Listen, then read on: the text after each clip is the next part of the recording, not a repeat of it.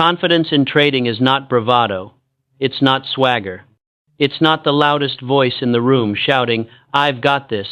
Confidence, real confidence, the kind that sustains a trader through storms, panic, and the quiet torture of uncertainty, is built slowly, painfully, and only by those willing to confront themselves without excuses. You don't earn confidence by winning. You earn it by surviving your own mistakes without lying about them.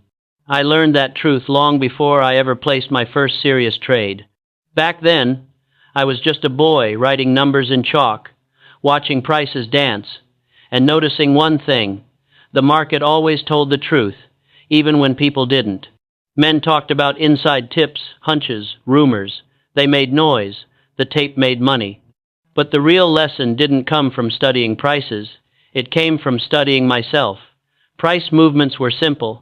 My reactions were not. And that's your problem today. You claim to lack confidence in the market. No, you lack confidence in yourself. You don't trust your plan because you know it's built on shaky foundations. You don't trust your trades because you think they should be perfect. You don't trust your analysis because you fear discomfort more than you love discipline. The market exposes that. The market doesn't create your fear. It reveals it. The market doesn't make you doubt. It shows you that you were never certain. So let's talk about what real trading confidence is, where it comes from, and why most traders sabotage themselves before the market even has a chance to test them. If you want a comfortable fairy tale, you're in the wrong profession. But if you want the truth, and you want to survive long enough to profit from that truth, listen carefully. Everything begins with a plan, not a sketch, not a vague idea, not a "I think I'll buy if it drops." A plan, a real one, defines what you will do before you do it, so the market can't bully you into errors. Confidence doesn't come from predicting the market. It comes from knowing what you will do when the market moves. When I was trading bucket shops, I made quick money. So quick, I thought I was invincible. I believed my read on price action was enough to beat anyone. Then I moved to the real exchanges where the real operators played, and I was humbled instantly. What worked in bucket shops, where the entries were cheap and the fills were illusions, didn't apply to a real market with volume, depth, and professional sharks waiting for amateurs like me to swim with confidence but no armor. I wasn't prepared. I had skill but no plan, instinct but no structure, a sharp mind but an undisciplined one. And that's the exact state most traders today live in. They want confidence without commitment. They want certainty without sacrifice. They want direction without discipline. They jump from strategy to strategy like frightened children, not because their system is bad, but because they are unreliable. You don't have a confidence problem with your plan. Your plan has a consistency problem with you. Let's talk about the first pillar of real confidence: understanding your edge. If you don't know precisely why you win, you won't know why you lose. And if you can't explain your edge in one sentence, you probably don't have one. A trader without an edge is a gambler waiting for a miracle that will never come. But even worse is the trader who has an edge and refuses to execute it because they are addicted to emotional chaos. You say you want confidence. So let me ask you, how many trades have you executed exactly according to your plan without deviation? Be honest. The answer is almost always embarrassing. Confidence doesn't grow from winning. It grows from executing correctly, regardless of the outcome. A trader who follows his plan on a losing trade gains confidence. A trader who violates his plan on a winning trade loses confidence without realizing it. Discipline builds confidence. Chaos destroys it. When I hit my first major fortune, it wasn't because I suddenly became smarter. It was because for the first time I stopped trading against myself. I followed my rules. I waited for my setups. I sat in profits long enough to let them become meaningful, and I cut the cancers, the losing trades, without negotiation. Confidence isn't loud. Confidence isn't emotional. Confidence isn't impulsive. Confidence is calm execution. But no amount of calmness protects a trader who doesn't understand risk. The second pillar of confidence is simple. Always control your losses. The market will give you many opportunities to lose your mind, your money, and your discipline. and it only takes one disobedient moment to destroy months of careful planning. I've made millions. I've lost millions. You want to know the common thread in the losses? Not the market, me. I was the problem. I broke my rules, ignored the trend, tried to outsmart a force that didn't know or care about my existence. I let fear or greed do the thinking. Every trader eventually gets a lesson in humility. Some survive it, most don't. What separates the survivors from the casualties is simple. When the market proves them wrong, survivors accept it immediately. Casualties negotiate. The moment you start bargaining with a losing trade, you are no longer a trader, you are a hostage. Hostages don't have confidence. Hostages pray for rescue. Confidence comes from accepting losses quickly, cleanly, without emotion or self-pity.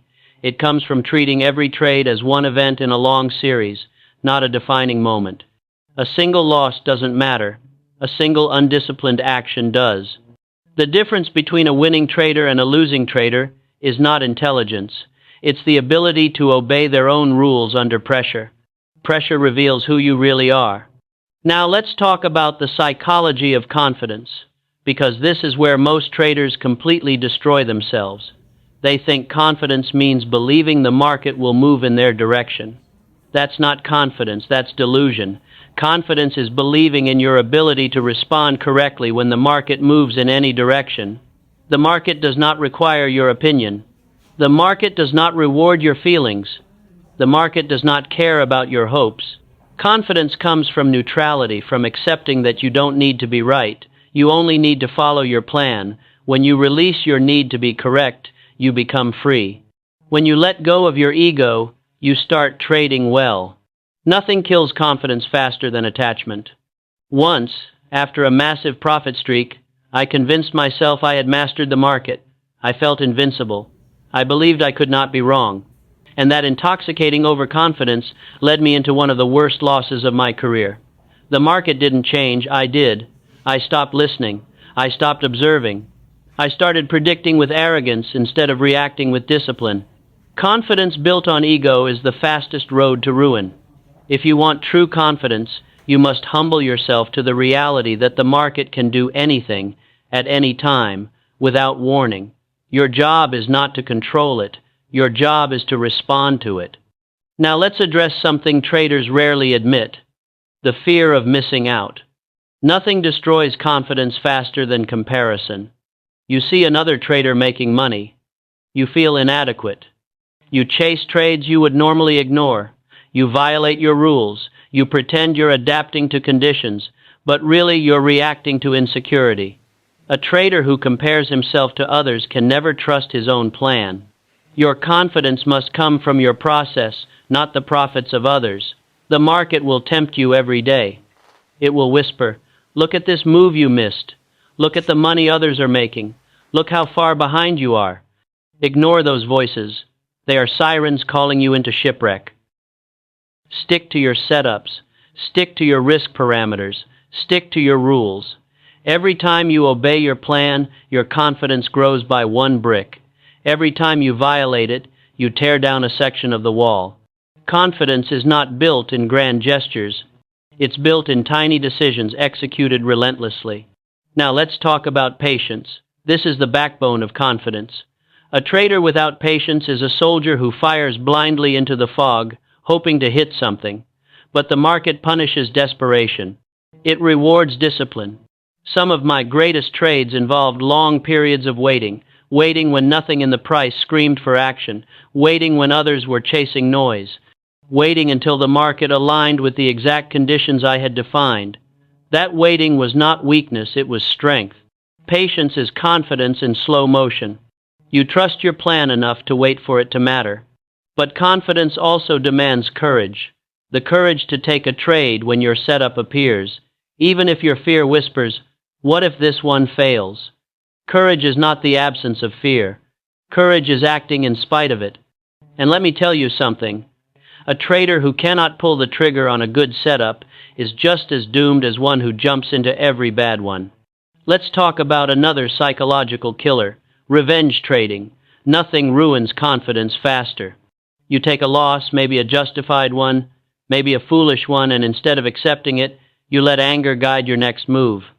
Trading from frustration is like performing surgery with shaking hands. You will create damage, not solutions. The market does not owe you a recovery. It does not care about your desire to win back anything. Confidence comes from knowing the truth. Your job is not to recover a specific loss. Your job is to execute the next trade correctly.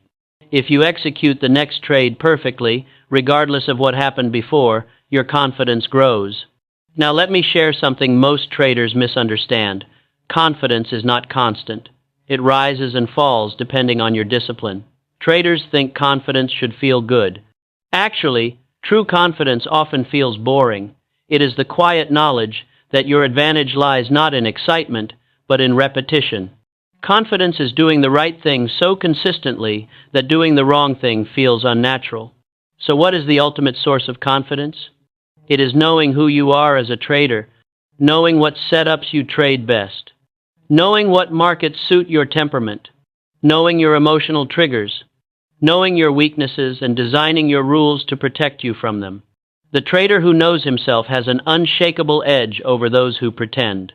Let me end with the most important truth of all. The only confidence that matters is earned confidence. You cannot fake discipline. You cannot fake skill. You cannot fake patience. The market will expose every lie you tell yourself. If you want to develop confidence, stop chasing perfection. Start mastering execution. Trust your rules. Trust your system. Trust your process. Not because it will always make you money, but because it keeps you alive long enough to make real money. Confidence is not built in the market. It is built in the mind before you ever place a trade. You don't need to be fearless. You need to be faithful to your plan. Do that, and the market will reward you not with certainty, not with perfection, but with survival, growth, and eventually, mastery. The market punishes the careless. It respects the disciplined, and it rewards the confident, but only those who trust themselves enough to trust their plan. That is the psychology of confidence in trading. And if you ignore it, the market will teach you the hard way. You can either learn now or lose later. The choice, as always, is yours.